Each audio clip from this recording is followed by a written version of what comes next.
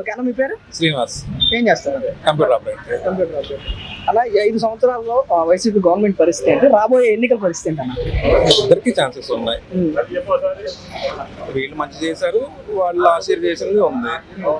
ఇంకా జనం ఇష్టం. అసలు ఏంటి మరి మీ మంగళగిరి నియోజకవర్గంలో ప్రధాన సమస్యలు ఏంటి? ఈ ప్రభుత్వం వాటిని పని తీసుకొని చర్యలేనా మీకు తెలిసి? ప్రధాన సమస్యలు అంటే దాదాపు అన్ని రెక్టిఫై అయినాయి. ఆర్కే గారు ఉన్నప్పుడు, లోకేష్ గారు ఉన్నప్పుడు ఏం చేస్తారో చూడాలి. నెక్స్ట్ టైం లోకేష్ గారు నిలబడతాను అంటున్నారు కదా.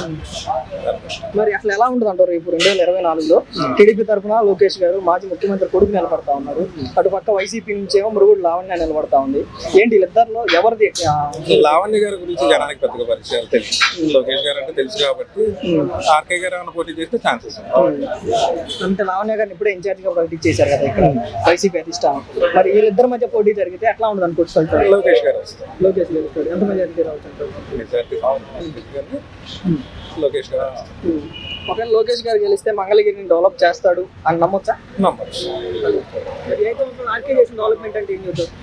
ఆర్కే చేసిన డెవలప్మెంట్ అంటే మంచి తాడేపల్లిని మంగళగిరి పని చేశారు, మున్సిపాలిటీ చేశారు. మున్సిపాలిటీ చేసిన వాళ్ళు ఫండ్స్ వస్తున్నాయి, డెవలప్మెంట్.